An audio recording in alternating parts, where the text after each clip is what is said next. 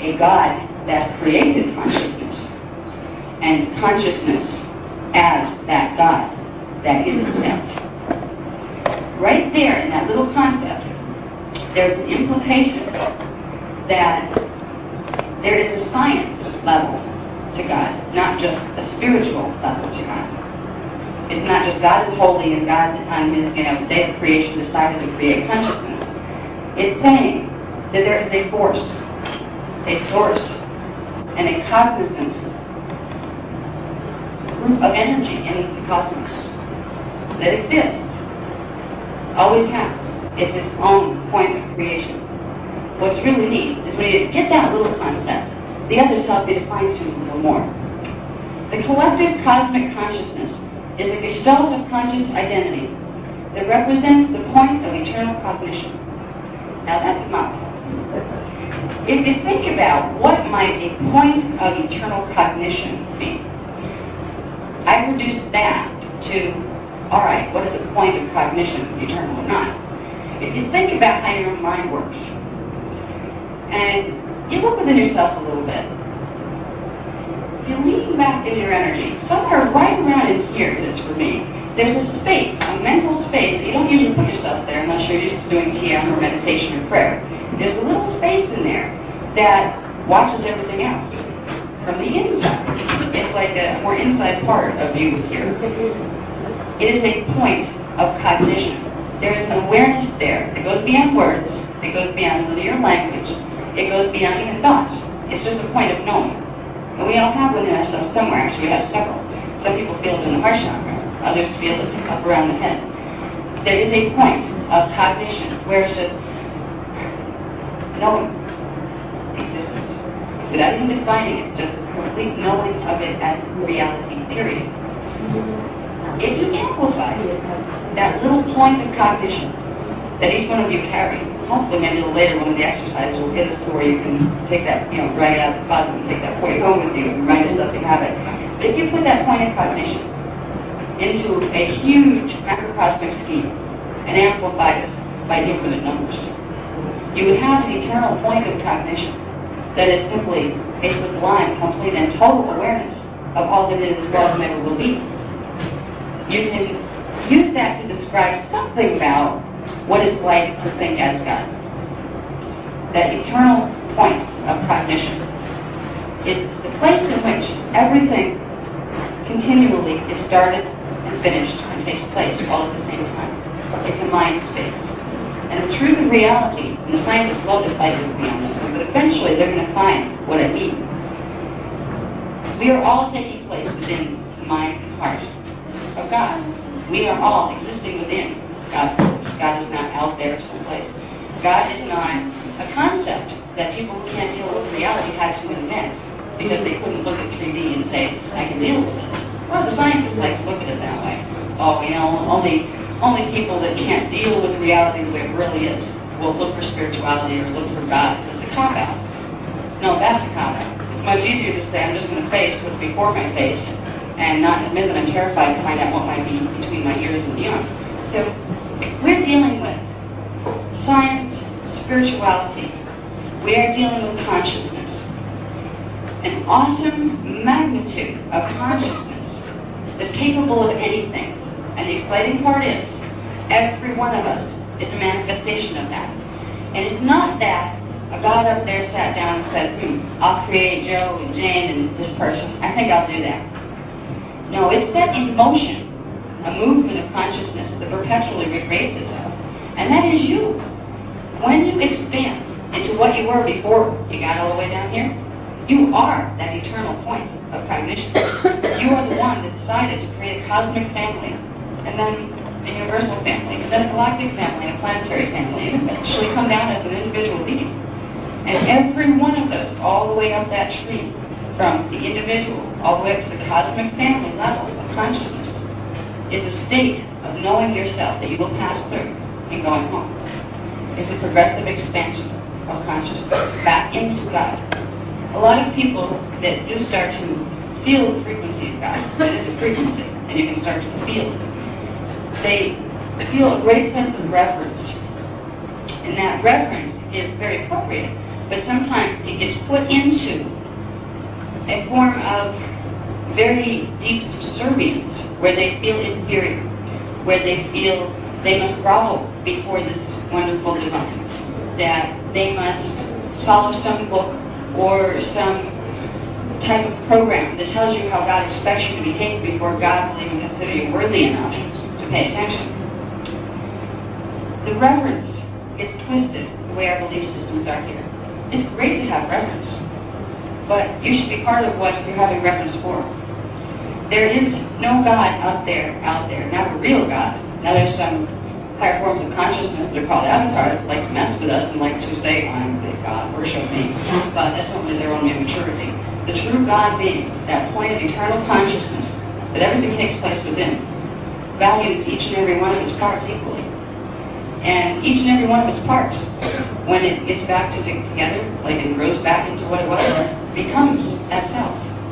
There's a relationship here that I'm trying to get across, that we've been taught things about God for, all through our history. We've been taught this, we've been taught that. We've had holy wars of the Lord, where your interpretation of God is very different than mine, so you're wrong and I'm right, and God told me I'd kill you. This is basically what we've been doing to each other down here. If people would get it, just finally get it, we are all the face of God. We are all made of God's stuff. Some of us have belief systems that don't remember that, and so we hurt each other. But nobody's God is better than anybody else. God's all the same God. So, when we get to know we're dealing with all the same God, the next step is learning to deal with the fact that God is energy.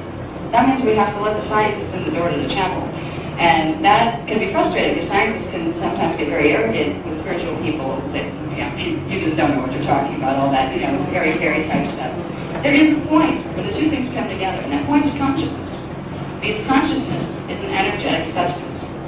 So therefore, this is a new thing that our belief systems have not taught us yet. God is made of substance. It's not an intangible thing you can almost not conceive of. It is a structure of consciousness that is made of substance. It's the substance that you're made out of, too. There's no difference between the substance that your body is made out of and your mind and the mind of God. They are all the same substance. And this is important because we need to grow into a situation where we are able to realize that we see our bodies as these solid matter things, and they certainly feel like it, especially if they get hurt. There is a level when you start expanding into God, where you look at this and it looks like a wave pattern. It's not solid. It's only the angular relationships between the spins of particles that is giving you the illusion of matter solidity. It's giving you the illusion of separation in space and separation from each other. And this is part of reality that God created, that you as God created for yourself to experience. So we're going to explore this a little bit with the things we get into as we proceed. Now, the next point that I would like to read as far as the source of consciousness. The cosmic gestalt is conscious sentient identity in the form of energy. There's that substance thing. It's not just consciousness. I've had some good debate with people, particularly of Eastern religions, who are taught that consciousness and spirit are not energy. There's things without substance at all. Not really. There is substance to this energy. They are units of consciousness. That's what the universe is built on. So if you're going to say that consciousness has no substance, then you must at the same time say nothing has substance at all. If consciousness is one of those unreal qualities, so is this. The chair you're sitting on, the face you see in the mirror, it's not real at all. And in truth, both are right. There is substance to consciousness. And your body is a form of consciousness. It's made of consciousness particles. It certainly seems like it has substance. But at the same time, consciousness is beyond all form. It is a form unto itself, and it is the only form. So the Eastern philosophies, the Western ones, and the Guardian ones, are actually right. They're saying the same thing, they just don't know it. Now, we get into energy identity, because that's what we're talking about. We have consciousness, we have identity. But if we have substance, we have energy.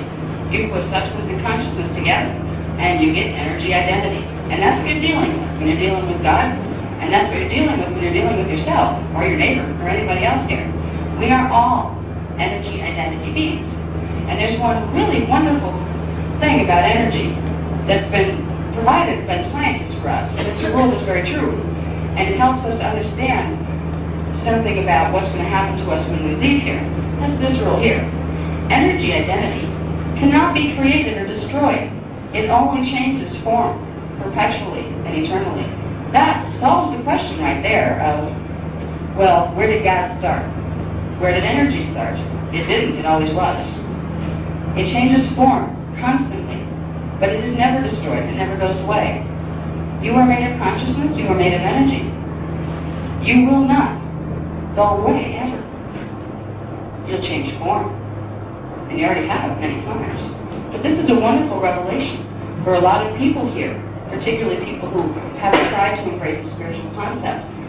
They seem to think that when the body dies, they're gone, and that's it. It's not a hope that there's something else over on the other side. They don't really know what. It implies, by the nature of the laws of energy themselves, which our scientists make sure we abide by or it's not real, it implies that we continue on and on and on, changing form. So this is other things that we can understand about what is God, what is the source of consciousness. These are characteristics and attributes that can be applied to them. And it doesn't hurt to have a broader view than what we came in with, because you will always be expanding. And there's always more to learn about what that is. But we're leading you into some of these ideas for a reason. We want you to understand, first of all, where the rest of what we're going to talk about takes place. Because it takes place in this God mind. And we need to give you some kind of at least loose idea of where the space is. Because when we're in physical bodies, we tend to need a space. Okay, these structures exist. Where are they? Where do they exist? Put it on a map for me. This helps the logical mind. It helps the linear mind to build the concepts through which God cognition